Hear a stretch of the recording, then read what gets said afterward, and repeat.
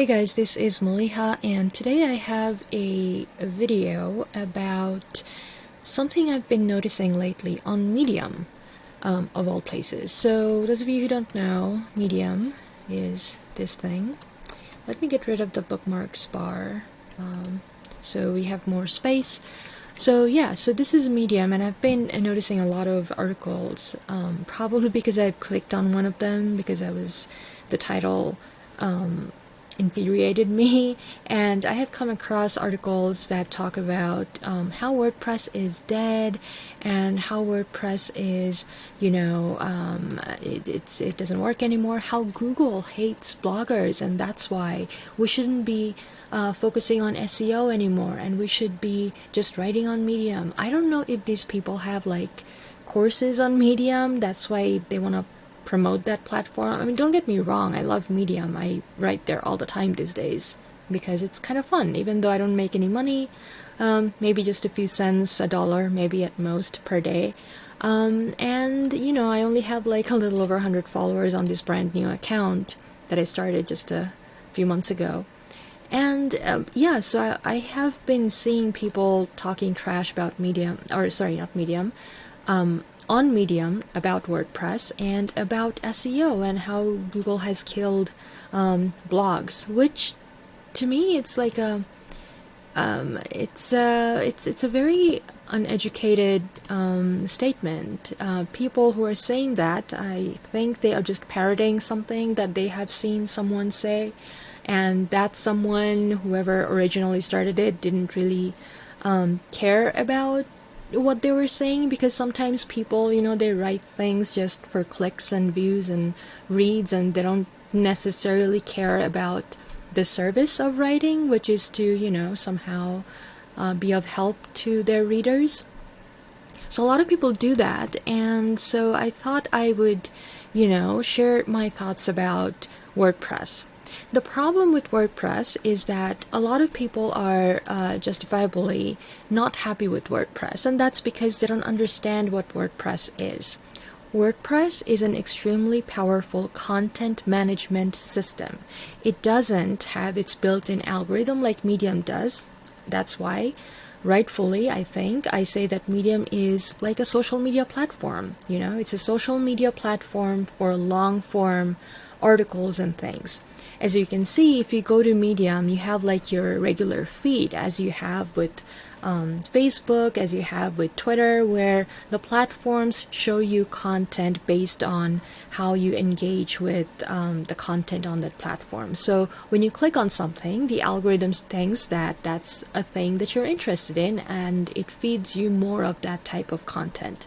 And then it also shows you content from the people that you actually follow. So what ends up happening is that Medium has a built-in audience, because to be able to use Medium, whether you're reading or writing, you have to actually create a Medium account. You have to give them your info, so like your email address and whatnot. And more, if you want to read the paywall stories, which is most of the stories on Medium, you have to become a paid subscriber on Medium. You have to pay them $5 a month, or $15 if you're a friend of Medium, but that's not today's topic. The point is, Medium is a social media platform, and WordPress is a content management system. Very different things, right? Now, this is my WordPress blog, and as you can see, some of you who are familiar with my work, you know that I run the blog, the site Blogger, and this is my blog. It's hosted on WordPress. Now, if WordPress is a content management system and it doesn't have its built-in audience like social media platforms do, including Medium, how do you get people to see your blog posts? Couple of different things. You can use social media to promote your blog, like Twitter, Facebook, Instagram, and my favorite, which isn't exactly a social media platform, it's more like a visual search engine, which is Pinterest. So I use Pinterest to get traffic on my blog, and even though Pinterest is the one that I started with, these days my most of my traffic actually comes from regular search, basically. So just to show you what it looks like, this is my Google Analytics, and taking a second to load for some reason. And here's the thing. So this is, this is my Google Analytics, and it's showing where things are, how things stand, and it kind of shows you like acquisition. If we go to overview, like where the traffic comes from, you see that over here, this box right here, if I zoom in, this is actually showing, okay, so this box right here, acquisition, organic search is by far, a lot more than organic social or direct or referral. Organic social would be, Pinterest and whatnot. And this is only showing you like the last few days. So organic search by far brings the most traffic. So people who are saying that organic search is dead, SEO is dead, they are obviously pointing at a different problem altogether. And that different problem is that lately Google has come up with a lot of, algorithm updates that reward people who create their own content. So basically, if you use AI to just, click a few buttons and then write some articles and publish them, Google is gonna know, and it's gonna penalize you for that. And what's gonna happen is that you're gonna lose a lot of traffic. But that's not just, AI content. It's just bad quality content. So some people might use AI and they go and they actually make significant edits, and they use AI as like their writing assistant, as opposed to having someone or having AI write the whole thing, which is where the problems start. So if you write or if you use AI as an assistant, but make sure that the end product is authentic, the end product actually shows your experience and your expertise, your personal experience with the topic itself, then Google has no need to, not bring traffic to you. Now, getting organic traffic has never been super easy because there are a lot of websites out there, so there is, some competition. But it's not that difficult to beat that competition either. Like, if you continue to create high quality content, eventually Google will start paying you attention. But also you have to kind of understand that there are some topics that are very saturated, so it's more difficult to rank with certain topics than some other topics. So if you focus on if you just try to create content with generic audience in mind, like, okay, blogging, or okay, personal finance, or things like that, it's going to be hard. So you have to like niche down. You have to focus on something very specific. So I would say that people who complain about SEO, they don't really understand how SEO works, because it still works. And Google wants to show people high quality content. So it's not that Google hates bloggers, it's just that Google likes high quality content, and a lot of bloggers as of late, especially since the advent of, artificial content, AI created content, people are starting to get, too comfortable with the idea of letting a machine write things for them and not even going in and changing the way things sound. Like, think, for example, the EEAT, the thing that Google talks about a lot, that matters when it comes to content ranking. EEAT stands for experience, expertise, authenticity, and trustworthiness. Not all four of them are always achievable, but that's the goal.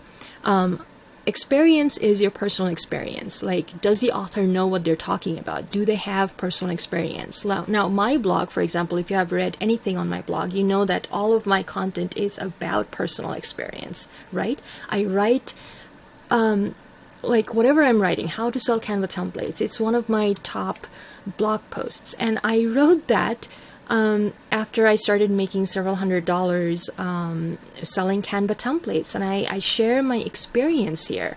I didn't just, use AI to generate content for me. I wrote about it based on my personal experience. So that blog post tends to drive a lot of traffic. When I wrote about making money writing on Medium, again, I wrote it when I was making a couple of $100, not with this brand new account, but my other account, my older account, which I eventually got rid of because I didn't think I was gonna be on Medium, but now I'm back. But anyway, I wrote this one because I thought, okay, I have some things to share. I wrote about my personal experience. So if you go to this blog post, what you will see is my own research, my personal experience. So those things cover my research, and my experience cover, expertise and experience. And then authenticity is, I am being authentic. I'm not just having AI create content for me. I know what I'm talking about, and trustworthy is kind of like a branding thing. How much people trust your brand. And I would say that I think people, once people come to my blog, once people see my blog post, there will never be 100% 100% guarantee of pleasing everyone. I can never do that, but I would say majority of the people who come to my blog, they like what I share, and they can see that I take the time to write this blog post. I don't just take the shortcut. I don't just write. I mean, I'm not saying that I've never used AI. I use AI all the time to do my research. Like, for example, one of my recent favorite AI platform is Perplexity. And I like it because whenever you ask it something, so for example, I asked it about what is the decoy effect, because I learned about it. I read about it somewhere, and I wanted to know what it is. And the decoy effect is a marketing tactic, and I wanted to learn more about it. And I asked it what it is. I didn't ask it to write a blog post for me. I'm just doing some research. And I could have just gone to Google and asked what is decoy effect, which I did, but I just wanted to see some more trustworthy links. And I went to Perplexity, and it gave me those sources. So I like Perplexity because it gives me the actual sources, which I think is sometimes helpful. Not always. AI is still not 100% perfect, but it does give me pretty good sources. But I still find that Google is sometimes still the best way to start my research process. But yeah, AI can be useful. Another way I sometimes use AI is that I would give it a paragraph, and I would say, can you help me polish it up a little better? And AI does that for me sometimes, but I never ask AI to write articles for me. So I'm not saying that you cannot use AI. I'm just saying that it has to be your content. You are the one who should be saying the things that you're saying, especially if you have a blog that is educational, which is my blog. Now, I said that I'm going to talk about WordPress, but I kind of went on a different direction, but I think they're both related, and it will be clear in a second. Now, running a business, so I started talking about SEO, and the thing about SEO is that, if you write good content, if you write content that people are actually looking for, and if you write from your personal experience, and if you use your personal expertise to create this content, then Google has no reason to hate your content or you. I mean, that's weird. That's kind of silly. Anyway, so that's the SEO part of it. Now, WordPress is extremely powerful. So this is my back end of my website, and I have so many plugins, to run so many things. Some plugins need updating. But yeah, the thing is that WordPress requires maintenance because it's so powerful, because a lot of it happens, a lot of the functionalities are actually done with plugins. Plugins need updating. So yes, WordPress is not the easiest platform to have, but you have to understand that this is my business, guys. I'm not a hobby blogger. I'm not here to make a couple of $100 per month. I mean, I can do that on Medium, no problem, but the thing is that that's not going to pay my bills, and I'm here to make money that will pay my bills and my rent. Okay, so that's the difference between me and someone who's just coming to Medium and being like, oh, WordPress sucks, oh, WordPress is dead, SEO is dead, I'm just gonna write on Medium and I can make $500 on Medium per month, look at me go. Like, no, come on, man. That's not what I'm doing. I mean, there's nothing wrong with doing that, but know that when you generalize a concept or a topic based on your experience and not thinking about the bigger question, like if you're talking to online creators who have no idea, they're coming to it for the first time, and you're like, oh, WordPress is dead, and you don't provide context, that tells me someone who has been doing this for over 5 years, who actually knows the difference between a content management system and a social media platform. It tells me that you didn't do your part of the research. You didn't do your part of the work. And that annoys me, you know. That's where that's what tells me that all you want are clicks and views, and you don't care about your readers. And if that's the kind of writer you want to be, then you're not gonna go, you're not gonna go too far. My voice is breaking. It always happens these days. Anyway, I'm getting old, I think, maybe, I don't know. So here's the thing. WordPress is extremely powerful, and it is by far, I would say, the best, or at least one of the best platforms, content management platforms for business owners, not just bloggers who just write because, you know, it's fun to write. No, it's for business owner. It's for specific types of bloggers. Here's the thing. I use WordPress to blog. Yes, I use WordPress to sell my digital products. I use WordPress to host a membership site, you know, my membership vault, where I teach people about blogging tools and content marketing tools and all of that. All of that is possible using WordPress, okay? So what I'm trying to say is that WordPress is a hammer, and if you're trying to use a hammer to do the job of a nail, obviously it's gonna seem like, okay, the hammer is useless, you know? Every tool has its purpose. You cannot use a hammer to do the nail's job, and you cannot use a nail to do the hammer's job. So if you're a hobby blogger, go start your blog on Medium. If you don't even know what you're doing or why you started a blog, go with Medium, go with Substack, you know? If you're just trying to put your content out there, do all of that. But if you're trying to build a business, which is my domain, I teach people how to be a blogger who's also a business owner, you know, how to be a blogger who sells things and makes money, a blogger who sells courses, a blogger who sells products, a blogger who also sells Canva templates and all of that. So if you want to be that kind of blogger, then yeah, then WordPress is going to be really useful to you. And yes, it requires maintenance, but which business doesn't? You know, if I have a business here that generates 10K per month, of course it's going to require maintenance. You know, you don't make 10K per month from your content business without putting in the work, and the work is the maintenance, or at least part of it is. So understand what WordPress is. WordPress is a content management system. Yes, you're going to have to write amazing blog posts. You're going to have to write them yourself. You know, you can use AI to help you with some things, with some research, with some, with maybe writing a little better. You know, if you're like me who doesn't have a writing background, you can use not just, you know, Perplexity or ChatGPT or Gemini, just even Grammarly. Grammarly is AI too, you know. It uses artificial intelligence to kind of figure out what's the best, what is the best way to structure a sentence. I don't always like Grammarly, especially when it comes to like writing in a more creative tone.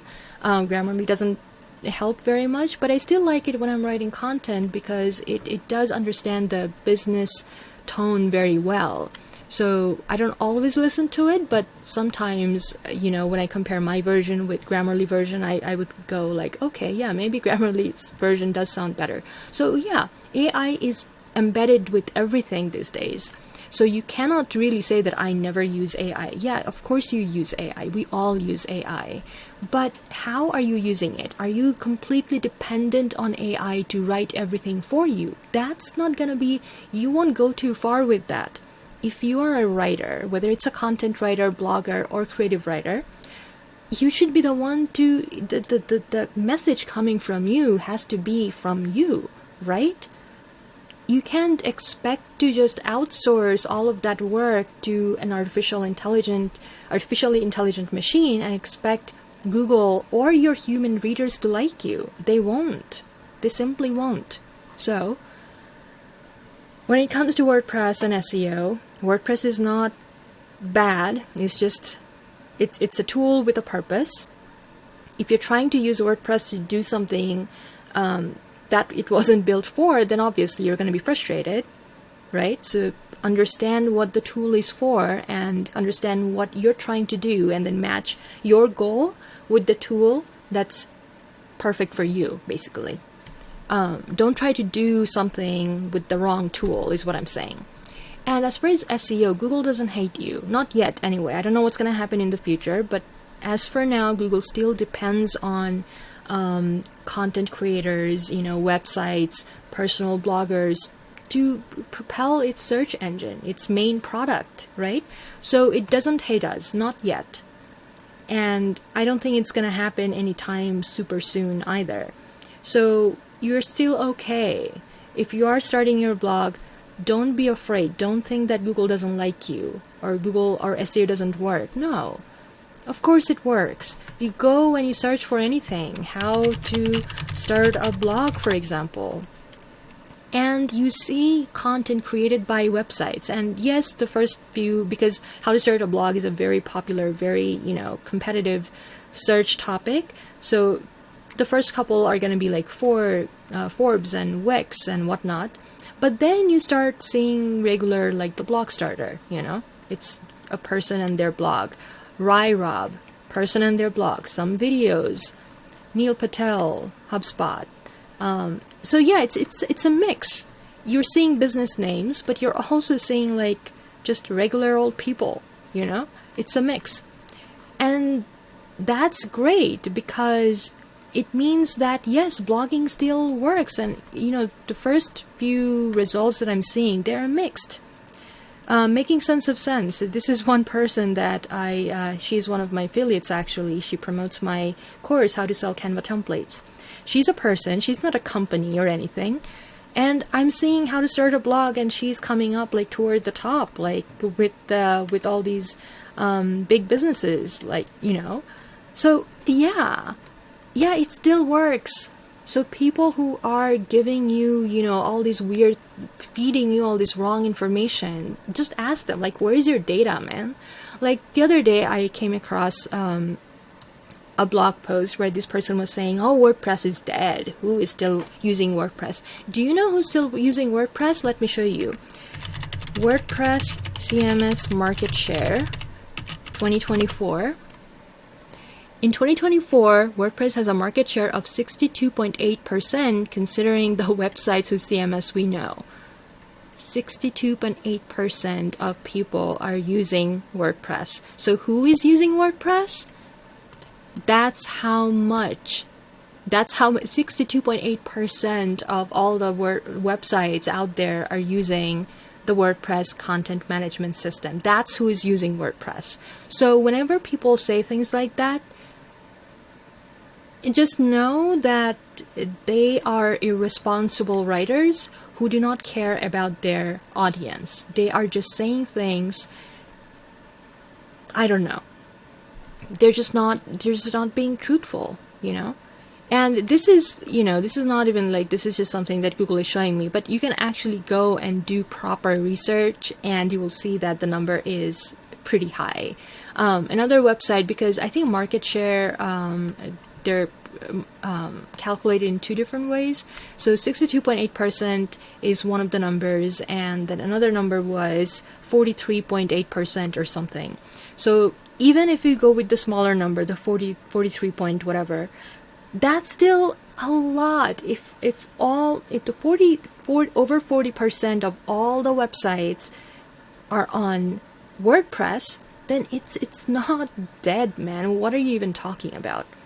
I mean, I'm not saying WordPress is the answer. There are similar platforms that are also good and as powerful, but to say that WordPress is dead, that feels a bit too, it feels like a weird fairy tale, whatever. Fairy tales are supposed to be good, right? But I don't know. Anyway, point is, a lot of people are parroting other people without knowing what is actually happening, without understanding what they're even talking about. So if you're someone who's wondering whether to use WordPress for your blog or not, do not listen to those naysayers. They don't know what they're talking about. Ask yourself, what is WordPress? Who is it for? And what are your blogging goals? Are you trying to build a 10K per month content business? Are you trying to do affiliate marketing? Are you planning on eventually selling courses? Do you see yourself eventually making landing pages on your website and not some third-party platform, just on your website, branded landing pages like I do? Like, this is my website, and this is one of my landing pages for one of my courses that I have built with my WordPress site, and it's super branded. As you can see, it's like you know right away that yes, it is the site blogger. At least those of you who are familiar with my website, you know that yeah, this is the site blogger. It's super. This is my shop landing page, and this is my membership landing page, and yeah, you just know these are super branded, and I have a seamless branding presence across everything that I have created. I have a freaking business, and yeah, I love WordPress for it. So you ask yourself, what is your goal 5 years down the road? Where do you want to see yourself? Do you want to do something like I am doing, like a branded, consistent business? Is that what you're trying to do? Are you planning on making 5K per month, 10K per month, 15K per month or more? Then yeah, then WordPress is the right platform for you. Is it going to be easy? Heck no. Business is not easy, guys. I'm telling you right out the bat. It's going to take work. You're going to have to do maintenance. You're going to have to update your plugins. You're going to have to teach yourself some of the things about WordPress. Like, how do I manage WordPress? How do I maintain WordPress? How do I make sure that it's high quality, So you have to teach yourself all of those things, and it's going to take some time. And it's okay. You can learn as you go. You don't have to learn first and then start your blog. That's not what I did. I started it and I learned during the work, basically. I taught myself things as I was blogging, and that's totally fine, So ask yourself what you're trying to do. If you're just a hobby blogger, don't go with self-hosted WordPress. There's no need for it. You can just set up a blog on Medium, or you can set up a blog on Substack, or you can set up a blog on Squarespace if you want something a little more, branding wise. If you want to personalize your website a little bit, Squarespace is okay. I personally think that Squarespace is best for service-based business owners, who don't really blog all that much, or blog just as a way to sell their services and not products. For them, Squarespace is okay, I think. I personally like WordPress better, but Squarespace is still fairly powerful. And for service-based business owners like photographers or, chefs and whatnot, for them, Squarespace is fine, I think. So yeah, right tool for the right purposes, okay? Understand that, please. And do not listen to people, naysayers, who say, blogging is dead, SEO is dead, Google hates bloggers, WordPress sucks, blah, blah, blah. I mean, come on. Like, be responsible, okay? Anyway, that's it for today's video, and hopefully I will see you with a different video sometime soon. Bye!